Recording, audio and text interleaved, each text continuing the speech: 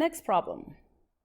So Bonnie and Clyde sliding a safe across the floor to their getaway car. So we have our mass. I'm going to just draw a rough sketch. Our safe, they're dragging it. They're sliding it, I guess. So let's say it's sliding to the right in my picture. You can totally determine that on your own. You could have to the left if you really want. But we have to decide that in terms of drawing our force vectors. So we're told that the safe slides with a constant speed. Constant speed in one direction means the acceleration along the floor, the x direction, is going to be 0. So it tells us that Clyde, I'm just going to make it force sub c. So force of Clyde is pushing from behind. We know that value is 385 newtons. Bonnie is pulling forward. I'll just call it F sub B for Bonnie. We could totally call it a tension because it says she's pulling with a rope. Either way is fine. The question is asking us for the safe's coefficient of kinetic friction on the floor. This is the mu sub k that they're asking us about, which means there's a force of friction, which may or may not be obvious to us at the moment. So having a rough idea of what's happening, choosing a direction for this safe to be traveling in, we're going to go ahead and draw our free body diagram. So this is always a step in these problems. The dot is going to represent the safe. It is the safe that's sliding across the floor. It's the safe that Clyde is pushing, Bonnie is pulling. It's the safe that they're asking about the coefficient of friction for. So my safe, I know there's a force of gravity that always points straight down towards the center of the earth. The other forces are all due to something being in contact with the safe. So the safe is on the floor, so there's a normal force up. And draw my mg very straight. Let me do that again. So mg down, normal force up, because the safe is on a surface. There's friction, there's kinetic friction specifically, because the safe is sliding. The force of kinetic friction is always opposite the motion. So when I say that the safe is sliding to the right in my picture, that means I need to draw the force of kinetic friction to the left. Force of kinetic friction is always opposite the motion. Now we're still not done. We need to account for what Bonnie is doing to the safe, the force she's applying, and the force that Clyde is applying. So we know Bonnie is pulling to the right. So I just draw a vector representing a force to the right, and I'm labeling it with F sub B for the force of Bonnie. And then we know Clyde is pushing to the right. I'm going to go ahead and still draw that, just starting on the safe, because I'm representing that the safe itself is feeling or experiencing a force to the right because of Clyde's push. So here is our free body diagram. From here, we are going to write out Newton's second law equations symbolically for both the x direction and y direction individually. And that, if you remember, adding forces, because we're essentially saying adding up every single force on this safe determines the acceleration. So I can either put the mass on the right, so net force equals mass times acceleration, or I could set net force divided by mass is equal to acceleration.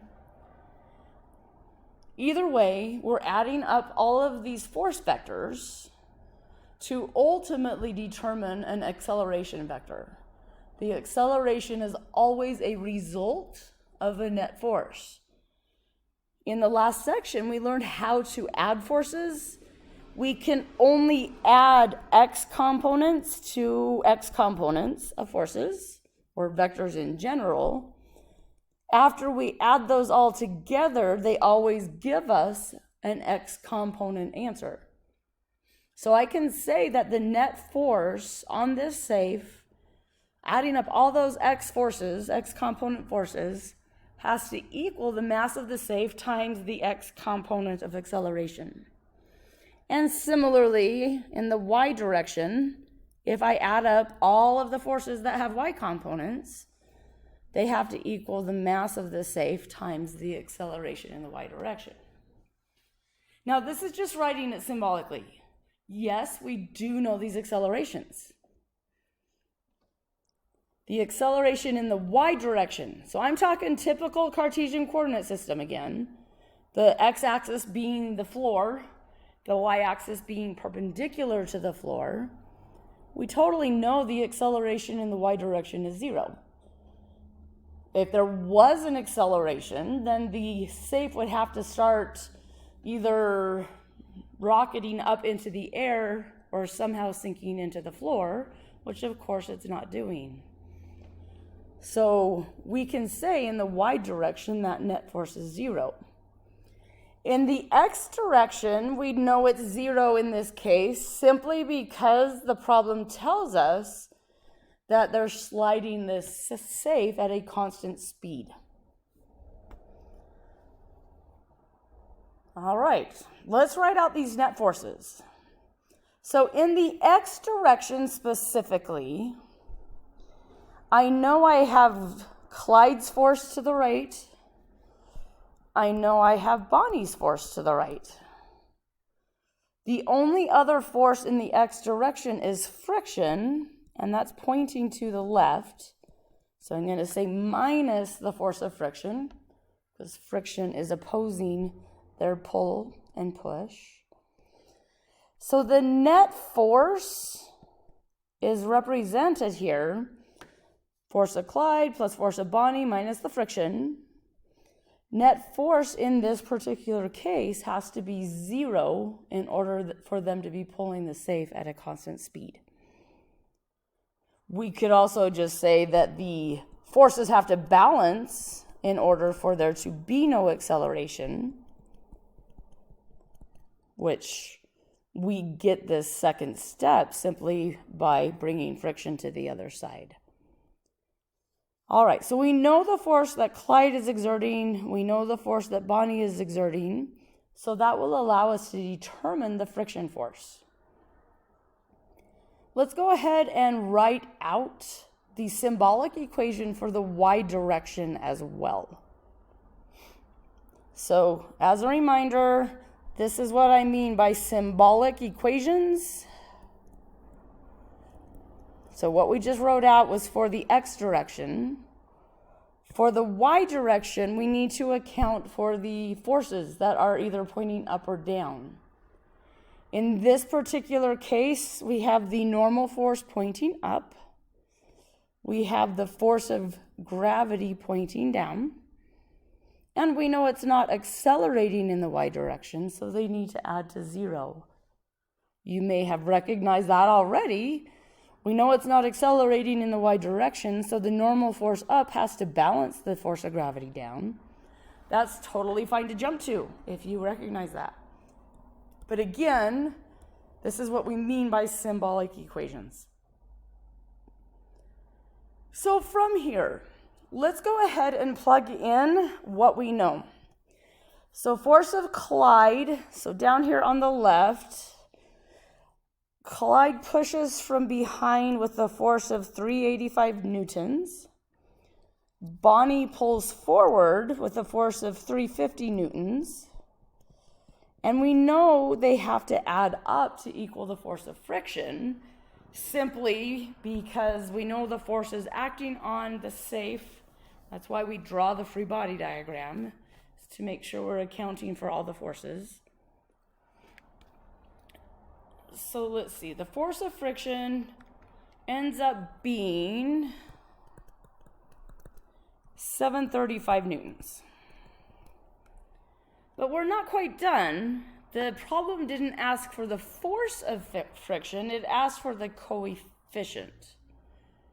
We know the force of kinetic friction is equal to this coefficient of friction times the normal force.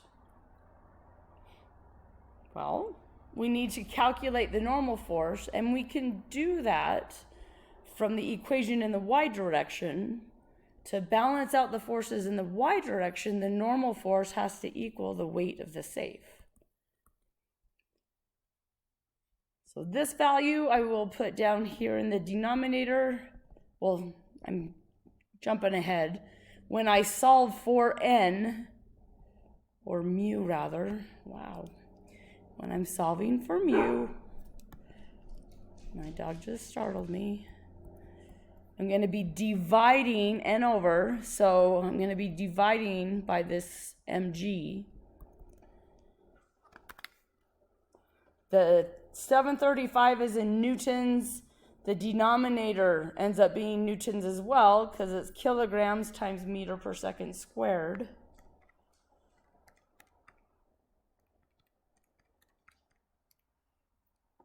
I'm getting a value of 0.25. My units are canceling, so I'm not getting any units on this number. As mentioned before, mu is typically between 0 and 1, so this makes sense as an answer. 0.25 being smaller means not a huge value of friction, and ending up with no units is appropriate because the coefficient of friction does not have units. So again, free body diagram, write out the equation symbolically, start plugging things in that we know. One other side note, we could totally have plugged in mu times n at this point, and knowing that n is equal to mg, we could have taken steps to get everything in terms of what we know before plugging numbers in if we wanted to. Sometimes that is a good approach. Here it was easy enough to plug numbers in, but we will many times keep plugging things in symbolically, and I'll explain why as we go along. But here is our second example, and there will be a few more.